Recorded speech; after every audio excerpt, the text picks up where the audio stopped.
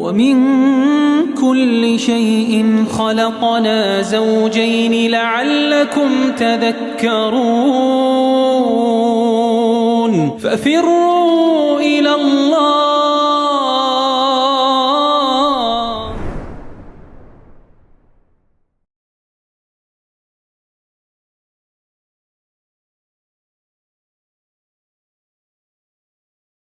إن الحمد لله نحمده ونستعينه ونستغفره ونتوب إليه ونعوذ بالله من شرور أنفسنا ومن سيئات أعمالنا من يهده الله فلا مضل له ومن يضلل فلا هادي له وأشهد أن لا إله إلا الله وحده لا شريك له وأشهد أن محمدًا عبده ورسوله يا أيها الذين آمنوا اتقوا الله حق تقاته ولا تموتن إلا وأنتم مسلمون يا أيها الناس اتقوا ربكم الذي خلقكم من نفس واحدة وخلق منها زوجها وبث منهما رجالا كثيرا ونساء واتقوا الله الذي تساءلون به والأرحام إن الله كان عليكم رقيبا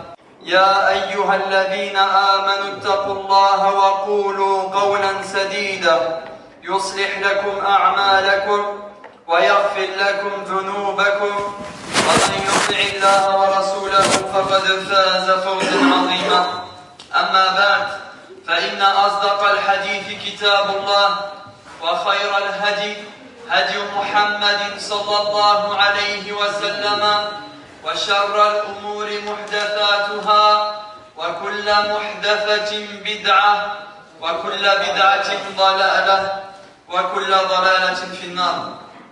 Nous sommes aujourd'hui au deuxième cours du commentaire de Surat al-Fatiha à l'ouverture. Et comme promis avant de commencer, nous allons vous distribuer, Inch'Allah, un exemplaire d'une risala qui s'appelle Ma'na Da'wat al-Haq, le sens de l'appel de vérité. Les Cheikh al-Allam al-Imam Muhammad Taqiyuddin al-Hilali al-Maghribi, rahimahullah ta'ala, du grand savant, l'érudit, l'imam Muhammad Taqiyuddin al-Hilali, le grand savant du Maroc, rahimahullah ta'ala.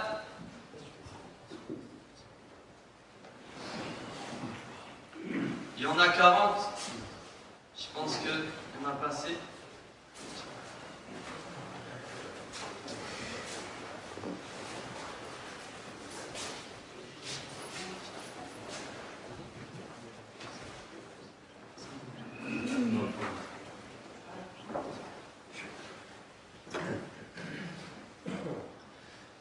En attendant la distribution, on va lire, Inch'Allah, la biographie de l'auteur. Donc il est Al-Sheikh Al-Allama Muhammad Taqiyuddin Al-Hilali Al-Maghribi, rahimahullah ta'ala. Il est né en l'an 1311 de l'Hégire, 1893, dans la région de Tafilalet, dans le sud du Maroc. C'est un descendant, Sheikh Taqiyuddin Al-Hilali est un descendant du prophète sallallahu alayhi wa sallam via son petit-fils Al-Hussein ibn Ali radiyallahu anhu an as-sahabati ajma'in. Cette lignée prophétique a été confirmée par le sultan Hassan Ier quand il visita une ville au Maroc l'année de naissance du cheikh. Il grandit dans un environnement de science car son père et son grand-père étaient juristes. À l'âge de 12 ans, Al-Sheikh Al-Allama Taqiyuddin Al-Hilali a mémorisé le Coran entièrement. Puis ensuite, il a étudié auprès des savants de la ville de Oujda, puis de Fès. Ensuite, il est parti étudier en Égypte. Pendant une année après avoir fait le Hajj, il partit étudier également en Inde la science du hadith. En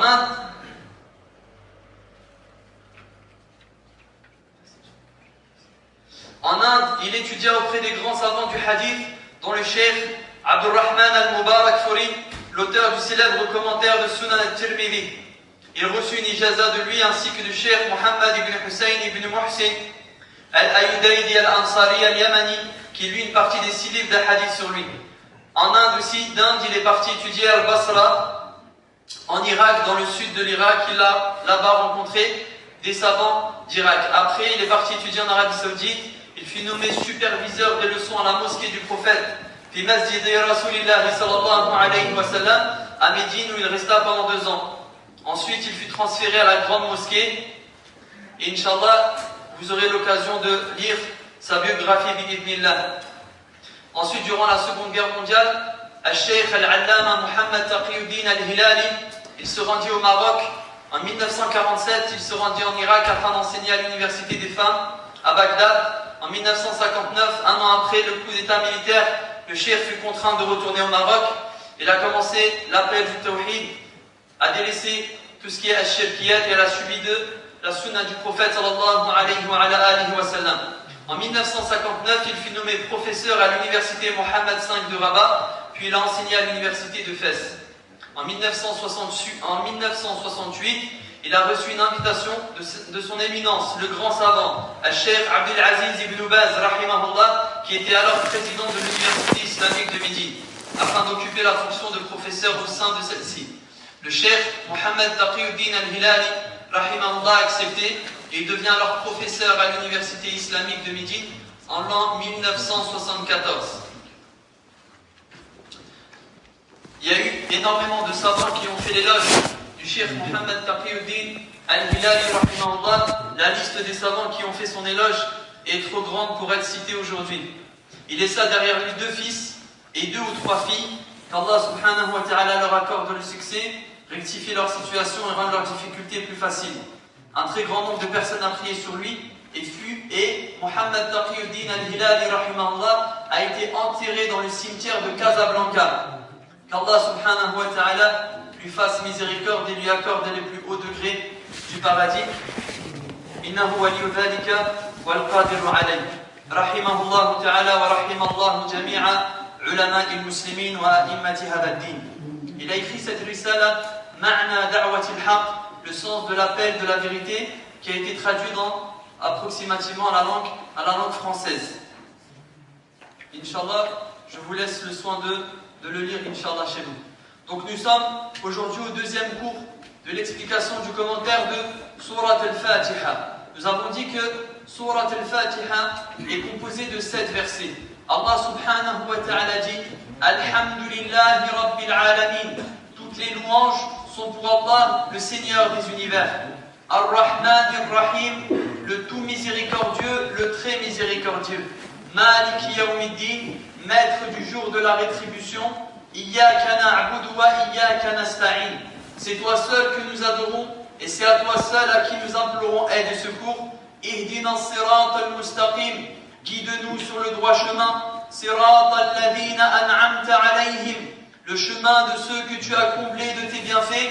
Ghayril maghdubi alayhim, non pas le chemin de ceux qui ont couru ta colère. Wala dhalin, ni des égarés. Amin. Nous avons dit Surat al-Fatiha possède plusieurs noms. Parmi les noms de Surat al-Fatiha, qui peut me donner un nom de Surat al-Fatiha? Ummul Qur'an. Pourquoi est-ce qu'elle a été appelée Ummul Qur'an? Car c'est la mère du Qur'an et l'essence, les enseignements de tout le Qur'an sont compris dans Surat al-Fatiha. Parmi les différents noms de Surat al-Fatiha également on trouve As-Sab'ul Mathani. Pourquoi est-ce qu'on appelle Surat al-Fatiha As-Sab'ul Mathani? Parce qu'en fait, c'est en fait versets. Car elle est composée de 7 versets. As-Sab'ul Mathani, les 7 répétés. 7, car le nombre de versets que Surat al-Fatiha compose sont au nombre de 7. Répétés, pourquoi? Car nous la répétons dans chaque prière, dans chaque rak'a. On a dit, Surat al-Fatiha est répétée au minimum, combien de fois par jour? 17 fois par jour. Le musulman qui a prié uniquement 5 prières, qui a fait uniquement les 5 prières, a récité au minimum 17 fois par jour Surat al-Fatiha. Au minimum, 17 fois par jour Surat al-Fatiha. Parmi les noms de Surat al-Fatiha également, on a dit Ummul Kitab, Fatihatul Kitab. Pourquoi on l'appelle Al-Fatiha ou Fatihatul Kitab? Barakallahu fik al-hajj. Car lorsqu'on trouve le Coran, biha yuftahu al-Quran al-Mashaf. C'est par elle que le lecteur, c'est sur elle que le lecteur, lorsqu'il ouvre le Coran, la première surah sur laquelle il tombera, c'est Surat al-Fatiha. Ensuite, parmi les noms de Surat al-Fatiha, Al-Shafiya, celle qui guérit. Également, Surat al-Fatiha, Ruknun min arkani salat. Surat al-Fatiha est un pilier de la prière. عن عبادة بن الصامت رضي الله عنه أن رسول الله صلى الله عليه وسلم قال لا صلاة لمن لم يقرأ بفاتحة الكتاب. Il n'y a pas de prière pour quiconque n'a pas récité Fatihatul Kitab, c'est-à-dire Surat al-Fatiha. Il n'y a pas de prière pour quiconque n'a pas récité Surat al-Fatiha dans sa prière, c'est-à-dire que sa prière n'est pas valide. Surat al-Fatiha, comme Al-Hajj l'a dit, Shafiya. Surat al-Fatiha, hiya Shafiya. Hiya Shafiya, al-Kafiya. Elle est celle qui guérit et elle suffit. Surat al-Fatiha, Shifa, est une guérison. Surat al-Fatiha, Shifa. Surat al-Fatiha est une guérison. En effet, écoutez ce hadith. عن أبي سعيد الخدري رضي الله عنه أن رهطا من أصحاب رسول الله صلى الله عليه وسلم. Nous allons lire le hadith entièrement, puis nous allons nous arrêter sur ce hadith. عن أبي سعيد الخدري رضي الله عنه أن رهطا من أصحاب رسول الله صلى الله عليه وسلم انطلقوا في سفرة سافروها حتى نزلوا في حي من أحياء العرب فاستضافوهم فأبوا أن يضيفوهم فلدغ سيد هذا الحي فسعوا له بكل شيء لا ينفعه شيء فقال بعضهم لو أتيتم هؤلاء الرهط الذين قد نزلوا بكم لعله أن يكون عند بعضهم شيء فأتوهم فقالوا يا أيها الرهط إن سيدنا قد لدغ وسعينا له بكل شيء ولا ينفعه شيء فهل عند أحد منكم شيء؟ قال بعضهم نعم والله إني لراق ولكن والله قد استضفناكم فلم تضيفونا فما أنا براق لكم حتى تجعلوا لنا جعلا فصالحوهم على قطيع من الغنم فانطلقا فجعلا ينفثوا ويقرأوا بسورة الفاتحة الحمد لله رب العالمين حتى لكأنما نشط من عقال فانطلقا يمشي ما به شيء. Dans ce hadith rapporté par Abu Sa'id al-Khudri radiyallahu anhu, il nous dit أن رهطا من أصحاب رسول الله. Ar-Raht, c'est un groupe de personnes. Et nous allons voir ensemble les précisions terminologiques de ce terme. Donc un groupe de gens parmi les compagnons du prophète sallallahu alayhi wa alihi wa sallam, intalaqu fi safratin safaruha, ont entamé un voyage dans le désert. Hatta nazalu fi hayyin min ahya'i al-arab. Et dans leur voyage, ils sont tombés sur une tribu arabe, sur une tribu parmi les différentes tribus arabes. Fastadafuhum, ils ont demandé à être conviés à un repas. Fa'abaw, ils ont demandé l'hospitalité, mais cette tribu a refusé. Il s'avère que l'émir de cette tribu, Sayyidu Hadha al-Hayy, l'émir de cette tribu est tombé gravement malade. Fasa'u lahu bi kulli shay. Ils ont alors œuvré à trouver un médicament qui permettra de guérir leur émir. Mais en vain, aucun médicament n'a marché, aucune solution ne lui a été profitable. Alors une personne de cette tribu a alors dit aux autres, Law ataytum ha'ula'i ar-raht, demandons à ces voyageurs, ces voyageurs qui sont passés et qui sont étrangers, demandons-leur s'ils ont en leur possession un médicament. Il se peut qu'ils possèdent un médicament, il se peut que l'un d'entre eux, l'un de ces voyageurs possède un médicament par lequel Allah subhanahu wa ta'ala guérira notre émir.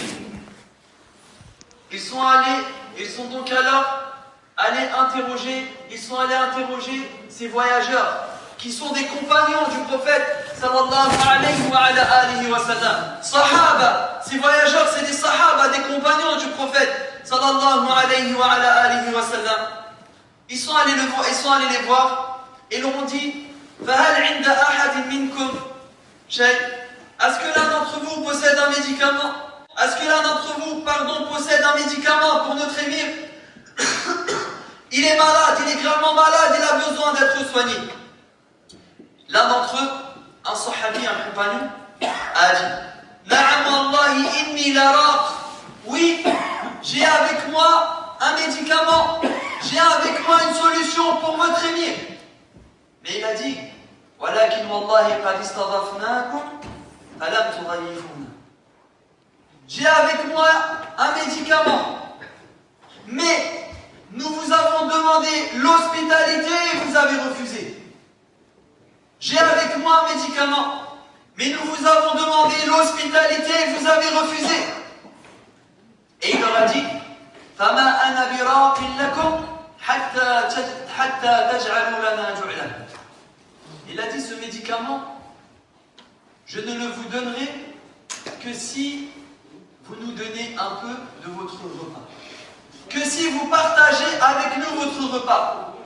Je vous donnerai mon médicament qu'à la condition où vous partagerez avec nous votre repas. فَصَالَحُوهُمْ عَلَى قَطِيعٍ مِنَ الْغَنَمِ. Ils se sont alors mis d'accord sur de la viande. فَانْطَلَقَ فَجَعَلَ يَنْفُثُ وَيَقْرَأُ بِفَاتِحَةِ الْكِتَابِ. Ce compagnon, ce sahabi, radiyallahu anhu arda, est arrivé alors devant cet émir et il récite sur lui surat al-Fatiha et il récite Alhamdulillahi Rabbil Alamin Ar-Rahman Ar-Rahim Maliki Yawmiddin Iyyaka na'budu wa iyyaka nasta'in Ihdina as-sirata al-mustaqim Sirata alladhina an'amta alayhim Ghayri al-maghdubi alayhim wa la-d-dallin Amin. Et il souffle sur cette personne malade. Et il a recommencé cela plusieurs fois. Il récite surat al-Fatiha wa yanfuthu fil marid. Et il souffle sur la personne malade. Il récite surat al-Fatiha et il souffle plusieurs fois sur la personne malade. Qu'est-ce qui s'est passé?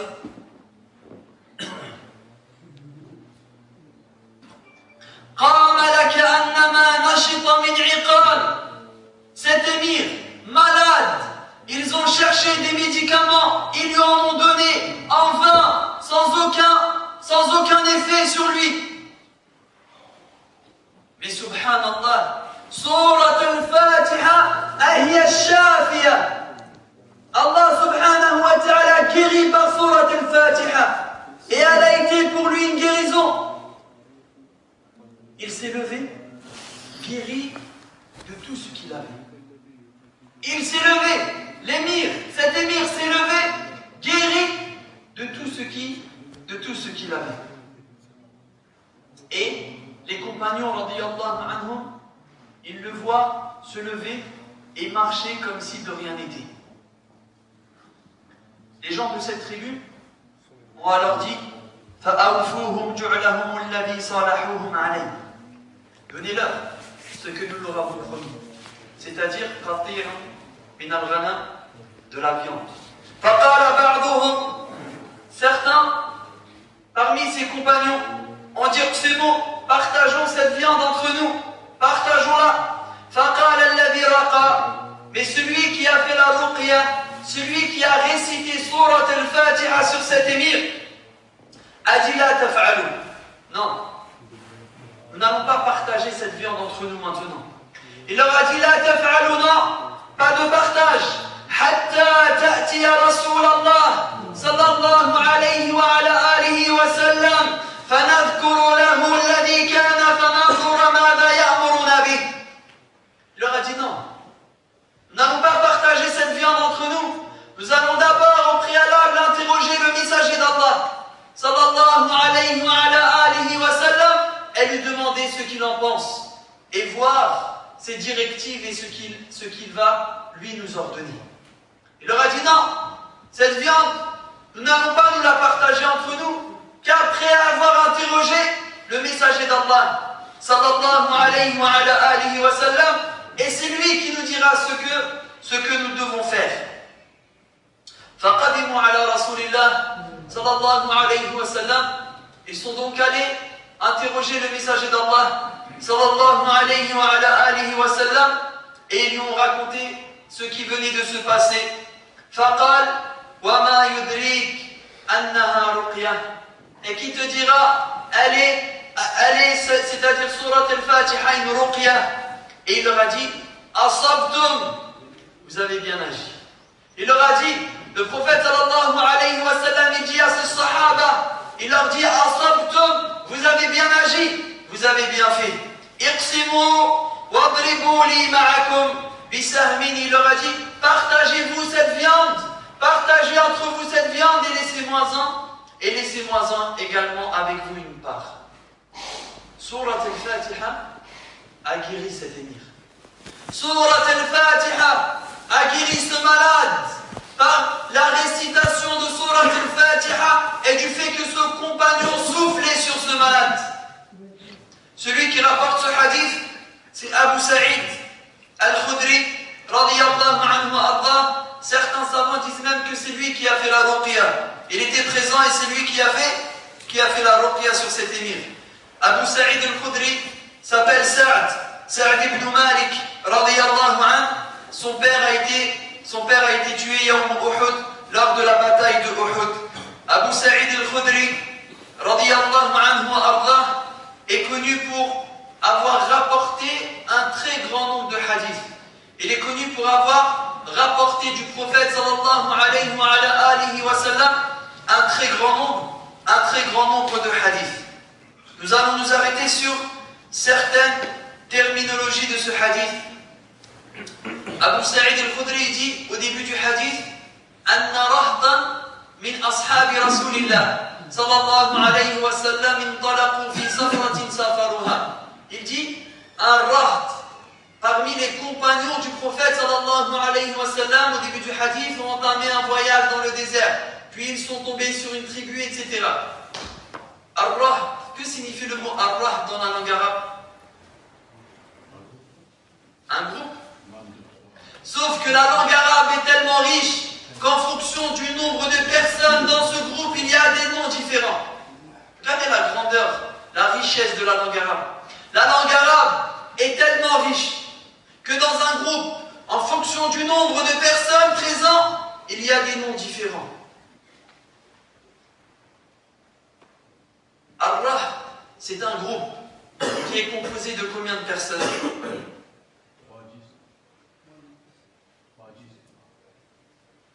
On trouve dans Lisan al-Arab que Ar-Rah, adadun yajma'u min thalathatin ila ashra. C'est un groupe de personnes qui est composé de 3 à 10. Wala yakunu fihim imra'a, un groupe d'hommes dans lequel il n'y a aucune femme, composé de 3 à 10 personnes. Donc tout groupe de personnes composé totalement d'hommes et composé de 3 à 10 personnes est appelé dans la langue arabe Ar-Rah. Est appelé dans la langue arabe Ar-Rah. Ici on trouve la précision, la grandeur de la langue arabe. Et on trouve ensuite à la suite du hadith, il dit la dira sayyidu dhalika al-hayy. L'émir, le chef de cette tribu, l'Udir. Al-Ladr, c'est une maladie qui est Abdul Aqrab, ou al-Hayya, qui est la conséquence d'une piqûre, soit d'un scorpion ou soit d'un serpent. Donc la maladie qui a touché cet émir est due à une piqûre, soit de scorpion, soit de serpent. Et à la fin du hadith, les compagnons, ils disent Qama laka'annama nashita min iqal. Qam, l'émir qui était malade. Ils ont œuvré pour le soigner, rien ne marchait.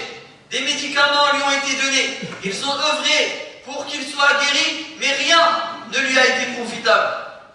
Mais Surat al-Fatiha a été pour lui une guérison. les compagnons, ils l'ont vu à la fin, et ils ont dit, Qama, il s'est levé, nous l'avons vu se lever. Devant eux, immédiatement, Allah subhanahu wa ta'ala a descendu sur cet émir, immédiatement la guérison. Qam, il dit, il s'est levé, la ka'annama nashata min iqal. Ça, c'est une expression dans la langue arabe. C'est une expression dans la langue arabe, la ka'annama nashata min iqal. Ça veut dire il s'est levé avec précipitation, immédiatement, à l'instant même. Surat al-Fatiha a été pour lui une guérison. Nashita min iqal, c'est la précipitation. Ça veut dire qu'il s'est levé précipité, immédiatement, guéri totalement de ce qui l'avait atteint.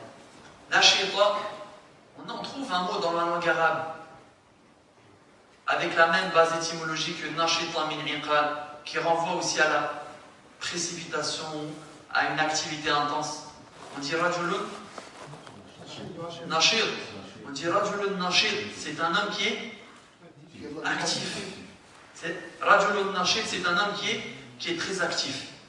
Rajulun nashid, c'est un homme qui est très actif. On trouve également dans ce hadith fihi masail, certains points. Mashru'iyatul ruqya al-shar'iyya, la légitimité de faire al-ruqya, puisque ce compagnon, c'est ce qu'il a fait face à un malade. Lorsqu'un malade lui a été présenté, il a fait al-ruqyatul shar'iyya, il a fait la ruqya bil Qur'an, en récitant le Qur'an, en récitant exclusivement surat al-Fatiha, alhamdulillahi rabbil alamin, jusqu'à la fin. Donc de ce hadith, nous pouvons dire qu'il est permis de faire la ruqya shar'iyya. Le prophète sallallahu alayhi wa sallam a fait la ruqya et lui-même a reçu la ruqya. Qui a fait ruqya au prophète sallallahu alayhi wa sallam? Jibril alayhi salam. Jibril alayhi salam a fait la ruqya au prophète sallallahu alayhi wa sallam, et le prophète sallallahu alayhi wa sallam lui-même a fait des ruqya. Il l'a reçu et il l'a fait, tout cela pour nous prouver qu'il est permis de faire al-ruqya shar'iyya, mais cela a plusieurs conditions.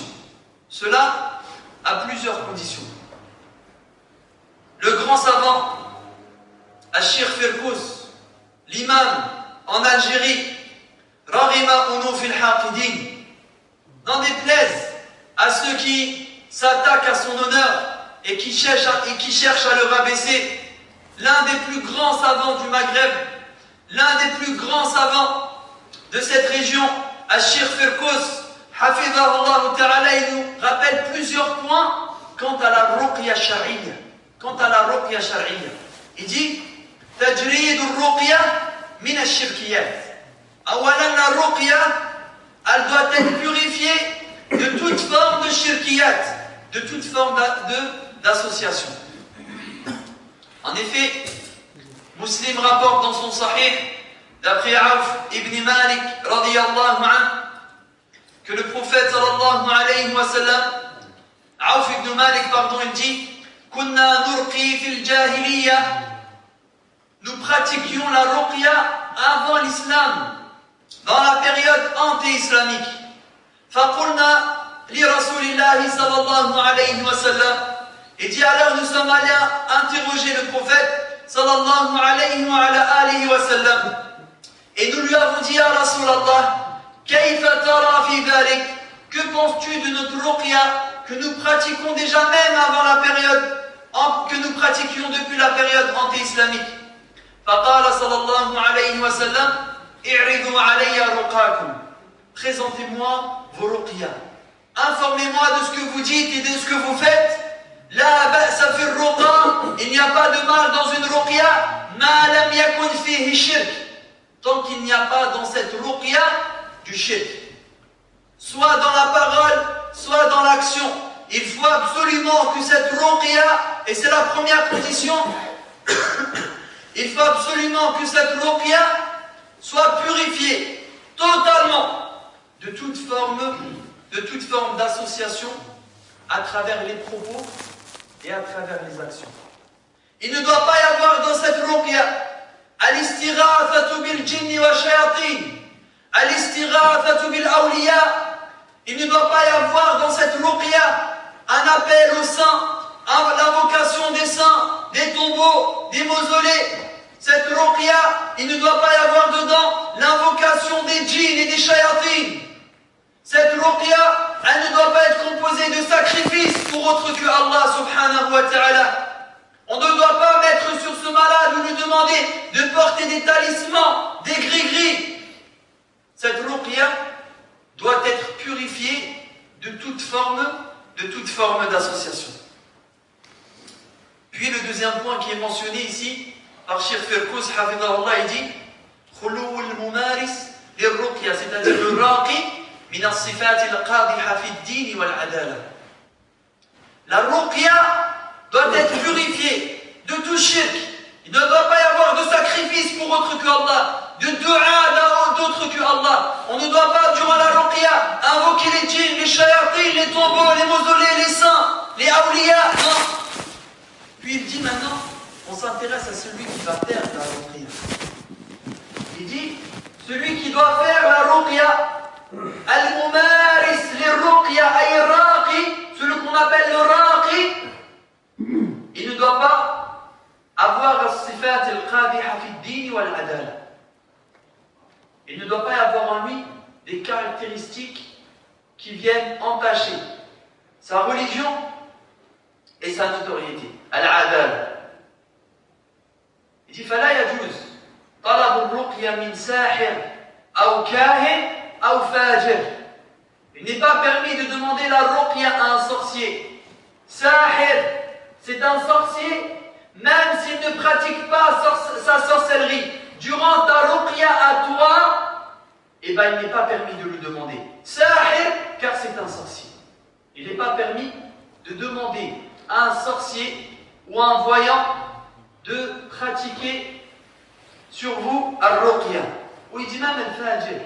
Le pervers, on ne lui demande pas de pratiquer de ruqya. Donc il n'est pas permis de demander à un sorcier de pratiquer une ruqya. Il n'est pas permis de demander à un voyant de pratiquer une ruqya. Il n'est pas permis de demander à un pervers de pratiquer une ruqya.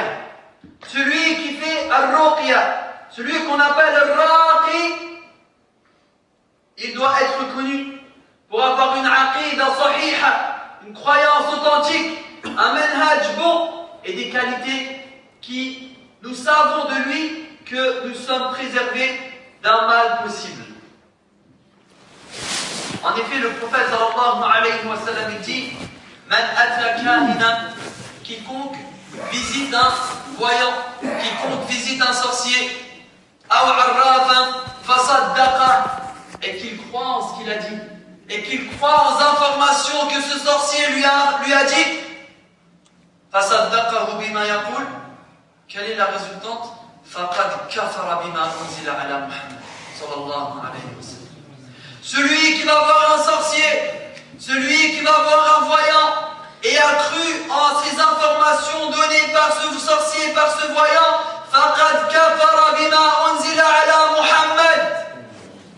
Il a certes mécru en ce qui a été révélé sur Muhammad sallallahu alayhi wa sallam.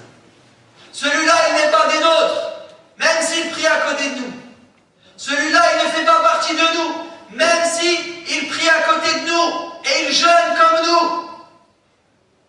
Car il est parti voir un sorcier.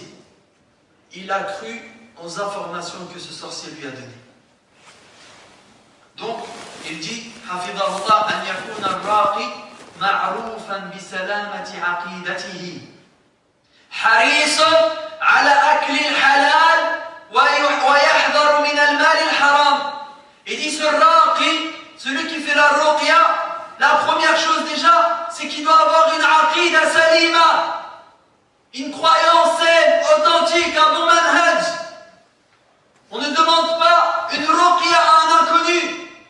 On ne demande pas une ruqya à une personne déviante qui n'est pas sur manhaj al-rusul. Et on ne demande pas une ruqya à quelqu'un qui est connu pour mentir ou pour toute autre perversité. Certains utilisent les ruqya pour faire du mal, notamment aux femmes. Ils utilisent la détresse de nos sœurs malades Et pendant les ruqya, ils font des choses très graves. Pourquoi? Parce que les règles n'ont pas été respectées. À chaque fois, subhanallah, qu'il y a un problème, c'est parce que les règles fondamentales n'ont pas été respectées. La ruqya est demandée qu'à une personne, une aqida sahiha salima, avec une croyance pure, saine, authentique, sur un bon manhaj. Mais aussi on doit savoir si c'est une personne correcte. Il se peut qu'il ait une bonne croyance, il se peut qu'il soit sur un bon manhaj, mais qu'il ait des maladies dans son cœur. Celui-là, on ne le laisse pas pratiquer la ruqya. Il se peut qu'il ait une bonne croyance et un bon manhaj, mais qu'il fasse des choses graves. Parmi les péchés, celui-là, on ne lui laisse pas faire pratiquer la ruqya. Et il dit, hafidahullah, celui qui fait la ruqya, il doit être harisun ala akli al-halal. C'est quelqu'un qui doit être minutieux sur le fait de manger du halal, de s'habiller avec des vêtements halal, de dire de bonnes paroles. Et c'est quelqu'un qui doit s'écarter au maximum du haram. Il dit c'est une personne droite, de droiture, qui ne mange pas le haram, qui ne s'habille pas avec l'argent haram, et qui s'écarte au maximum, du haram. Ici, encore une fois, faites attention les frères. Faites attention pour vous-même, pour vos familles. Faites attention à ne pas vous mettre entre les mains de n'importe qui. On se renseigne sur sa croyance, sa méthodologie, sa droiture aussi. Puis il dit, Al-Sheikh Firkouz Hafidahullah, il dit, un point également concernant la ruqya, wuduh al-ruqya fi ibaratiha wa ma'aniha wa fi hay'atiha. La ruqya doit être claire, apparente. Fi ibaratiha, dans les mots prononcés. Wa ma'aniha, ces mots prononcés doivent être compris dans leur sens. Wa hay'atiha, et dans la forme et dans ce que lui va faire. Je vous donne certains exemples. Est-ce que le raqi, il a le droit de venir mettre la main sur la tête du malade et dire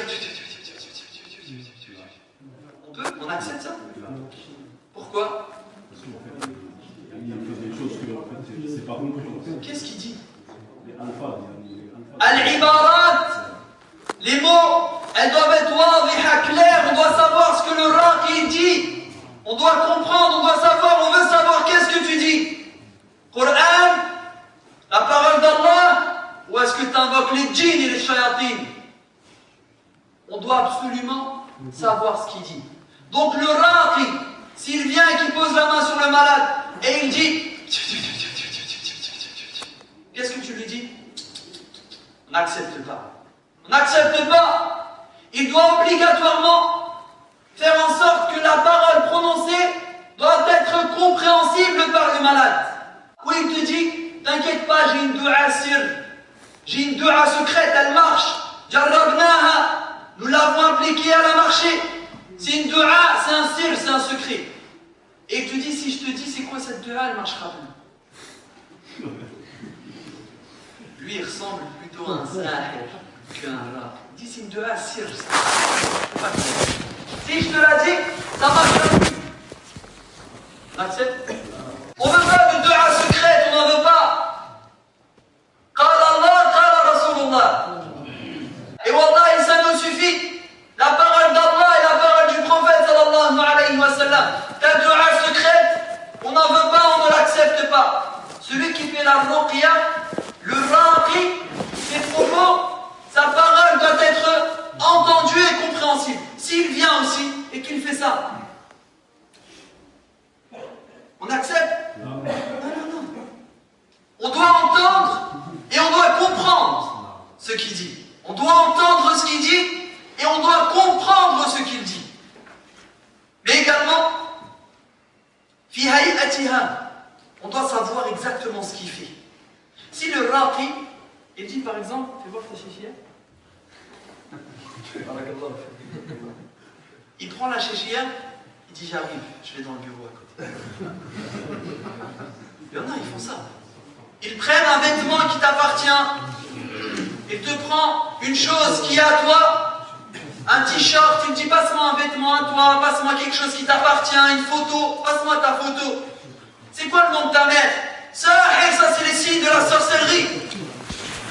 Les cheveux, exactement, des cheveux, il dit passe-moi un cheveu à toi, une photo, passe-moi une photo, un cheveu, ta chéchia, un vêtement, un tamis, une chaussette, passe-moi quelque chose qui t'appartient. Il va dans le bureau d'à côté, il dit j'arrive. C'est permis? Qu'est-ce qu'il va faire dans le bureau? Des incantations. Qu'est-ce qu'il va faire avec ta photo? Il a besoin de ta photo, on a besoin de photos pour faire ruqya. On a besoin de ton vêtement pour faire ruqya. On a besoin de ton cheveu pour faire ruqya. Non.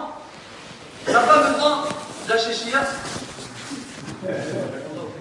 On n'a pas besoin d'un cheveu, d'une chaussette, ni de la photo de la personne malade. Et on n'a pas besoin de savoir le nom de sa mère. Souvent, il y en a qui disent Ismuk wa ismu ummik. Pourquoi? Surat al-Fatiha, il faut demander le nom de sa mère.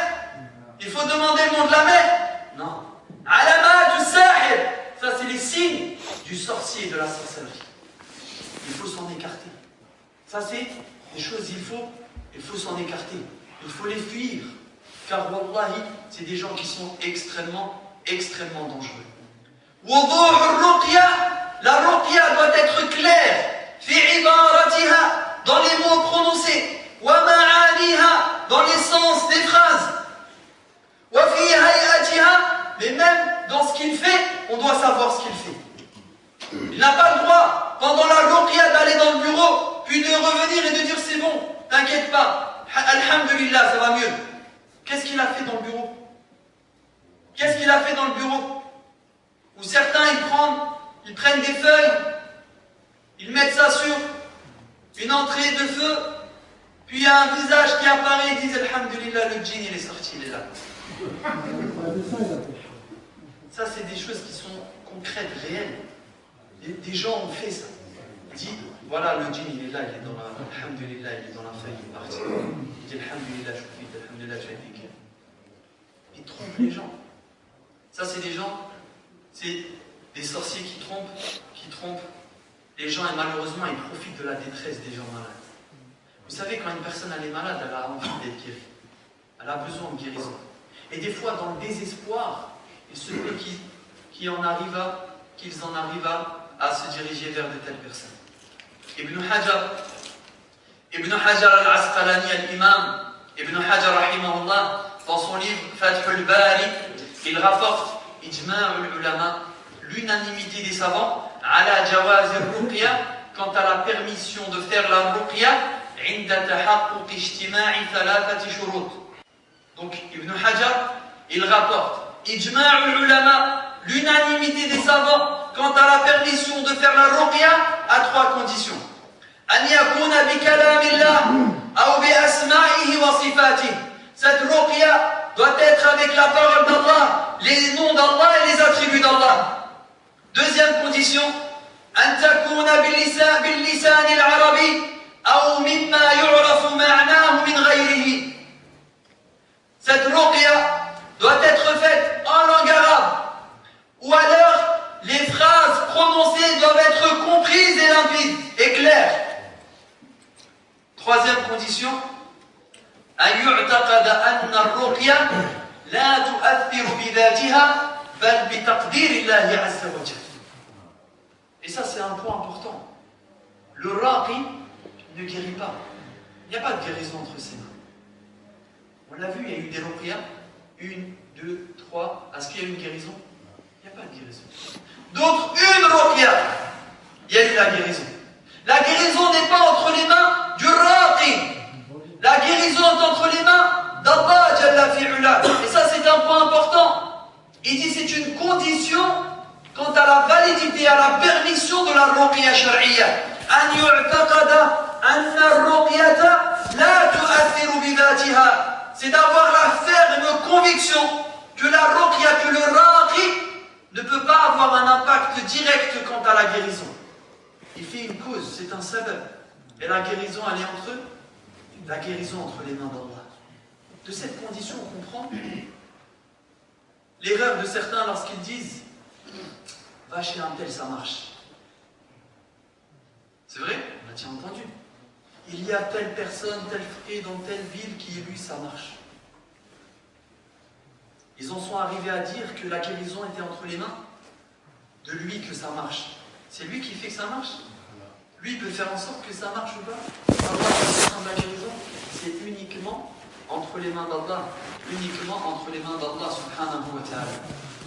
Le quatrième point, ici mentionné par Cheikh Al-Kous, hafidhahullah, il dit اعتقاد عدم تأثير الرقية بذاتها استقلالا في رفع البلاء أو دفع المضار. Il dit, c'est le point que nous avons mentionné, c'est d'avoir la ferme conviction que la ruqya ne peut avoir d'impact que par la permission, l'ordre et le commandement d'Allah subhanahu wa ta'ala. Et il mentionne un cinquième point, il dit il faut que celui à qui on fait ruqya, c'est-à-dire al-marid, le malade, an yakuna min ahli al-iman wal istiqamati ala ad-din. Il faut que celui à qui on fait ruqya, min ahli ad-din, min ahli ad-diyan, min ahli al-istiqama, il faut que ce soit quelqu'un qui pratique la religion, il faut que ce soit quelqu'un qui craigne Allah, il faut que ce soit quelqu'un qui suit le droit chemin. Il dit إذ لا تؤثر الرقية غالبا في أهل المعاصي وأهل التكبر والخيلاء. Il dit la ruqya généralement n'a pas d'impact sur les gens de la désobéissance. Quelqu'un qui fait pas salat, la ruqya va lui être profitable. Il fait pas le ramadan, il boit de l'alcool, il mange du beurre, il va pas à la mosquée, il fait pas salat et il est malade, marid. La ruqya va lui être profitable. Cheikh Al-Kous hafidhahullah, il dit la tanfa'uhu ghaliban. Généralement, dans la majorité des cas, elle ne lui sera que très peu profitable ou alors même pas du tout. Il dit c'est un point important. Il faut que la personne à qui on fait la ruqya, il faut qu'elle fasse partie des gens de foi, des gens de la droiture, des gens qui suivent le droit chemin, la religion d'Allah subhanahu wa ta'ala. Donc est-il permis de faire ruqya?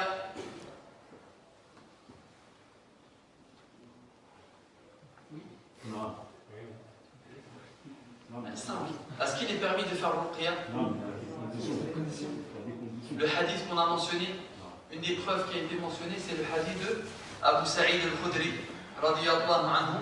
Donc une des preuves mentionnées, c'est le hadith de Abu Sa'id al-Khudri radiyallahu anhu arda. Taïb.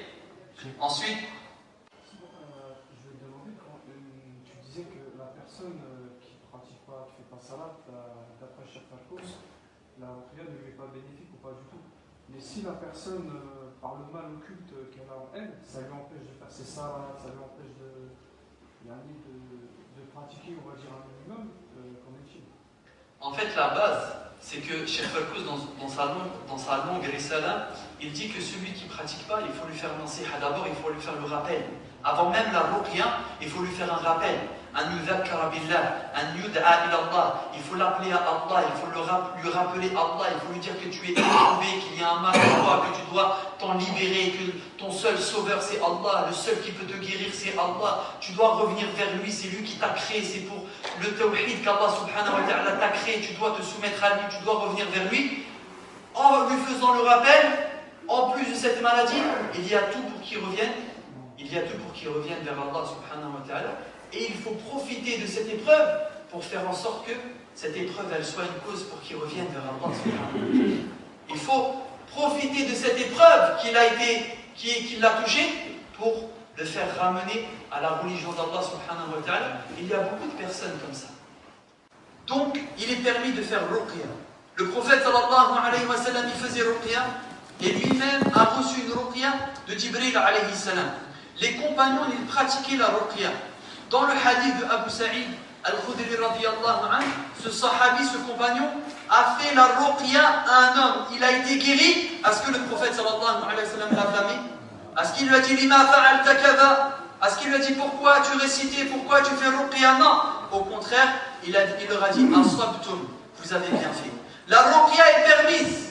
Il est permis de faire ruqya comme dans le hadith de Abu Sa'id, mais avec les conditions avec les conditions que nous avons, citées. Un point important, al-asl, anna al-insana yurqi nafsa. La base dans la ruqya, c'est que chacun se fait ruqya à soi-même. Ça c'est l'asl, ça c'est la base. La base dans la ruqya, c'est que chacun se fait ruqya à soi-même. Chacun il se fait ruqya à soi-même. Al-Bukhari rapporte, d'après Abdullah ibn Abbas radiyallahu anhuma, أن النبي صلى الله عليه وسلم قال عرضت علي الأمم. Le prophète sallallahu alayhi wa sallam dit, les différentes communautés m'ont été montrées. فرأيت النبي ومعه الرهط. J'ai vu un prophète accompagné d'un raht. Ça veut dire quoi un raht ici? Là vous connaissez maintenant dans un autre hadith entre eux. Un groupe de 3 à 10. Donc que des hommes. Le prophète sallallahu alayhi wa sallam il dit فرأيت النبي ومعه الرهط. J'ai vu un prophète accompagné d'un raht, c'est-à-dire d'un groupe de 3 à 10 composé que d'hommes. وَالنَّبِي وَمَعَهُ الرَّجُلُ وَالرَّجُلَانِ. J'ai vu un prophète accompagné d'une personne et de 2 personnes.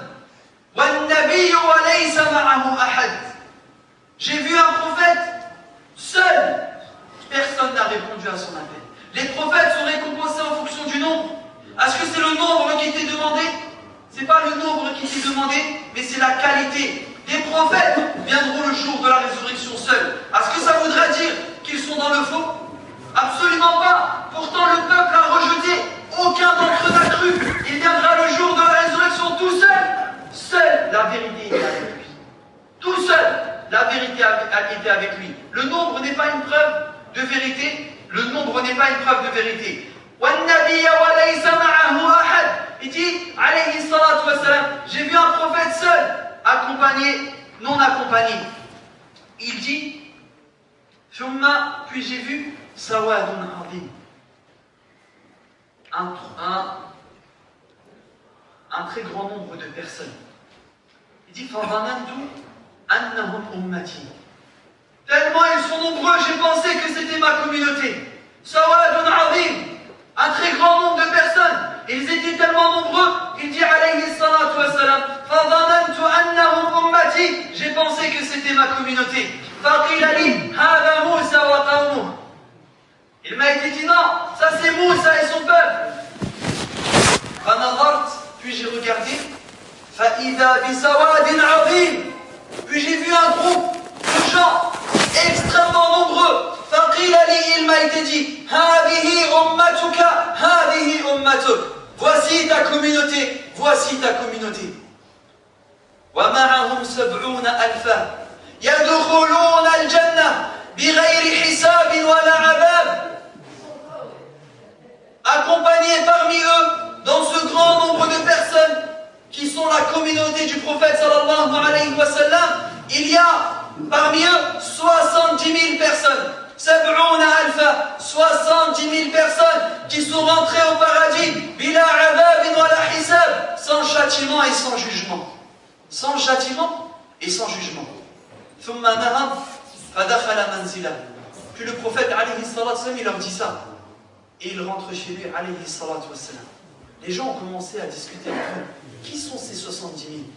Qui sont ces 70 000 qui sont rentrés au paradis sans jugement et sans châtiment? فقال بعضهم لعلهم صاحبوا رسول الله صلى الله عليه وعلى آله وسلم. Certains ont émis des suppositions. Certains ont dit il se peut que ces 70 000 personnes soient des compagnons du prophète sallallahu alayhi wa sallam. D'autres ont dit لعلهم الذين ولدوا في الإسلام. Il se peut que ces 70 000 personnes soient ceux qui sont nés dans l'islam et qui n'ont pas donné d'associés. Puis le prophète sallallahu alayhi wa sallam, il leur donne la réponse. Il les informe et il nous informe nous. Qui sont ces 70 000 personnes? هم الذين لا يسترقون ولا يكتوون ولا يتطيرون وعلى ربهم يتوكلون. Ces 70 000 personnes, هم الذين لا يسترقون. Ce sont ceux qui ne demandaient pas la ruqya. ولا يكتوون, qui ne se basaient pas sur des superstitions. ولا يتطيرون. Ils n'avaient pas à faire à la cautérisation, وَعَلَى رَبِّهِمْ يَتَوَكَّلُونَ, et ils plaçaient leur confiance totalement à Allah subhanahu wa ta'ala. Qui sont ces 70 000 personnes? Ils sont ceux qui ont haqqaqut tawhid, ils ont concrétisé le tawhid d'Allah subhanahu wa ta'ala. La récompense de la concrétisation du tawhid est immense. Le paradis, sans châtiment, sans jugement. La adab, aucun châtiment ne les touchera. Wala hisab, ils ne seront même pas jugés. Jaza'an ala tahqiq al-tawhid. En récompense pour avoir concrétisé le tawhid. La récompense est très grande. 70 000 hommes, 70 000 personnes rentreront au paradis de cette communauté sans jugement, sans châtiment. Et il y a une bonne nouvelle. C'est qu'en réalité, ils sont plus que 70 000. Ils sont plus que 70 000. Parce qu'il y a d'autres riwayat, comme dans le Mousnad de l'imam Ahmed, qui dit qu'ils sont beaucoup plus que ça. Donc en réalité, c'est plus que 70 000. Dans les caractéristiques de ces gens, ils sont ceux qui istarqa, ils ne font pas istarqa. Que signifient les verbes qui commencent par istaf'ala, yufidu talab. Barakallahu fik.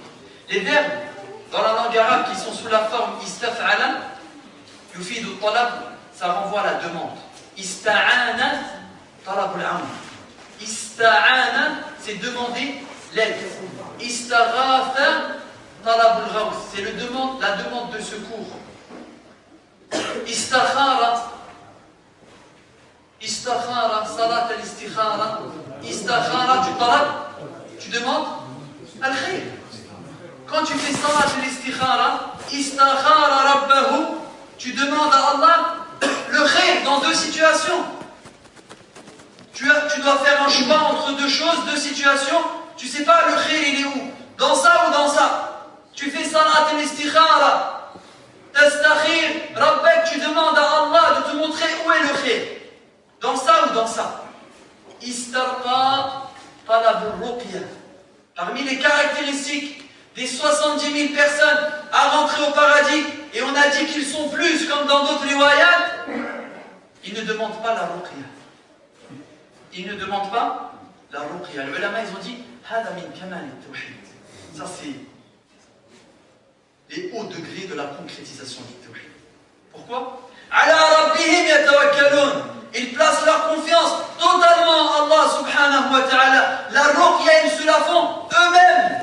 Quand le prophète sallallahu alayhi wa sallam dit walladhina la yasrifun wa la yaktarun wa la yatatayyarun wa ala rabbihim yatawakkalun. Ukasha radiyallahu anhu dit, il se lève, il dit Ud'u Allah an yaj'alani minhum. Il dit au messager d'Allah, invoque Allah pour que je fasse partie de ces 70 000 à rentrer au paradis sans jugement, sans châtiment. Faqala Rasulullah sallallahu alayhi wa sallam anta minhum. Le prophète sallallahu alayhi wa sallam, il dit à Ukasha radiyallahu anhu, tu en fais partie, tu en fais partie. Wa nahnu nashhadu al-yawm أن عكاشة من أهل الجنة يدخل الجنة بلا عذاب ولا حساب بشهادة رسول الله صلى الله عليه وسلم. Et nous disons, nous affirmons que le compagnon, ce grand compagnon, Ukasha radiyallahu anhu, fait partie des gens du paradis, qu'il rentrera au paradis sans jugement, sans châtiment, et ce par l'attestation même du prophète sallallahu alayhi wa ala alihi wa sallam. C'est une bonne nouvelle pour lui? C'est une bonne nouvelle. Ça a donné l'idée à d'autres. Un autre homme se lève. Il lui dit invoque Allah moi aussi pour que j'en fasse partie. Le prophète sallallahu alayhi wa sallam il lui dit Sabaqaka biha Ukasha. Il lui dit Ukasha il t'a devancé. Il lui dit Ukasha il t'a devancé. Dans ce hadith, Masail, plusieurs points. Fadilatu ashabi Moussa alayhi salam. Les mérites des compagnons de Moussa alayhi salam, comme dans le hadith, quand le prophète sallallahu alayhi wa sallam a vu la communauté de Moussa alayhi salam, il a vu Sawadun azim, clan Moussa, qui l'ont secouru, qui l'ont soutenu, étaient nombreux. Et le prophète sallallahu alayhi wa sallam a vu cela. Il y a dans ce hadith également fadilatu hadhihi al-umma, les mérites de cette communauté, car elle fera partie des communautés les plus nombreuses le jour de la résurrection, Yawm al-Qiyamah. Il y a également dans ce hadith anna kulla ummati tuhsharu wahdaha ma'a nabiyha, que les communautés ressusciteront séparées les unes des autres, Yawm al-Qiyamah, chaque communauté avec son prophète. Les communautés seront ressuscitées Yawm al-Qiyamah, séparées les unes des autres, chaque communauté avec son prophète. Également, fihi qillatu man istajaba al-anbiya, le peu de gens qui ont répondu à l'appel des prophètes. En effet, le prophète sallallahu alayhi wa sallam, il a vu des prophètes ma'ahu rahd, un groupe de personnes composé de 3 à 10. Il a vu un prophète wa ma'ahu rajulun aw rajulan, accompagné d'un seul homme, accompagné de 2 hommes. Et il a vu des prophètes venir tout seuls. Personne n'a cru en lui, personne ne l'a soutenu, personne ne l'a suivi. Qillatu atba' qillatu man istajaba al-anbiya, le peu de gens qui répondent à l'appel des prophètes. Et également, il y a dans ce hadith thamaratu hadha al-ilm, parmi les fruits, les enseignements de ce hadith, adamu al-ightirar bil-kathra, de ne pas être trompé par le grand nombre. Ne sois pas trompé par le grand nombre. Wa adamu az-zuhd fil qillah, et il dit le fait de ne pas délaisser le petit, de grand. Il ne faut pas être trompé par un grand nombre, car jamais, absolument jamais, le grand nombre a été la preuve de vérité. Et il dit wa adamu az-zuhd fil qillah, de ne pas délaisser le peu de gens qu'il y a.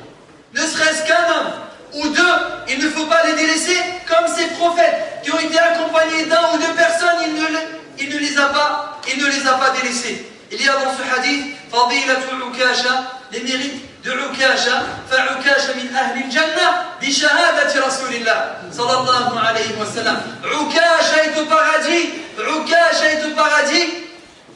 Attestation faite directement de la bouche du prophète sallallahu alayhi wa sallam. Il y a également dans ce hadith husnu khuluqihi, la douceur du prophète sallallahu alayhi wa sallam. Ou dans ce hadith, il y a la douceur du prophète sallallahu alayhi wa sallam.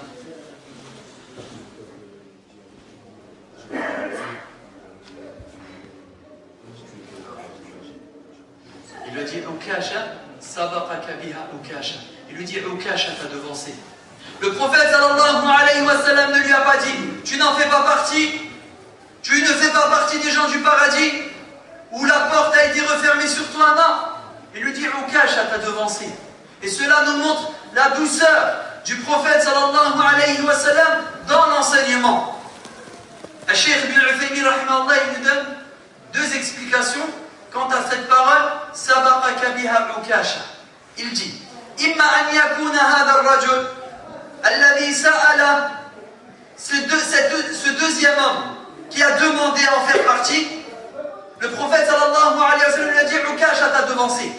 Cheikh Ibn Uthaymin rahimahullah, il y a 2 solutions, 2 cas. Soit c'était un munafiq, soit c'était un hypocrite, et le prophète sallallahu alayhi wa sallam ne peut attester de lui qu'il fera partie des gens du paradis. Il dit imma khawfan min iftitah al-bab, ou par peur d'ouvrir la porte. S'il dit toi oui, toi oui, toi oui, toi oui, et là il ouvre une porte à cela, il dit soit c'était un hypocrite et le prophète sallallahu alayhi wa sallam n'a pas pu attester de lui qu'il faisait partie des gens du paradis, soit c'est khawfan min iftitah al-bab, par peur d'ouvrir une porte qui ne doit pas être ouverte. En résumé, Surat al-Fatiha, Shifa. Surat al-Fatiha, Shifa. Comprenez bien cela. Soignez-vous avec Surat al-Fatiha. Soignez-vous avec Surat al-Fatiha. Soignez vos enfants, vos épouses, vos mères, vos parents avec Surat al-Fatiha. Il y a dans Surat al-Fatiha, Shifa, une guérison. C'est facile. Tu es malade, tu as mal à la tête, tu as mal au ventre, tu as une douleur quelque part. Prends un verre d'eau. Tu prends un verre d'eau, tu récites Surat al-Fatiha.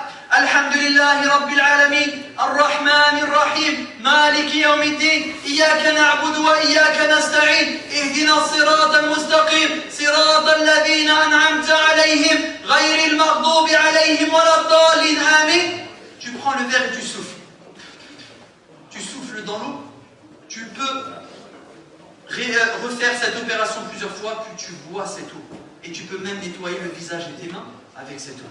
Si ta mère est malade, un jour ta mère est allongée, malade, elle se sent mal. Pourquoi on pense que très peu elle lui a apporté Surat al-Fatiha? Tu es son fils, elle a un droit sur toi. Avant de l'emmener au médecin, il faut que tu fasses cela. Elle doit consulter des médecins, elle doit aller voir al-Atibba.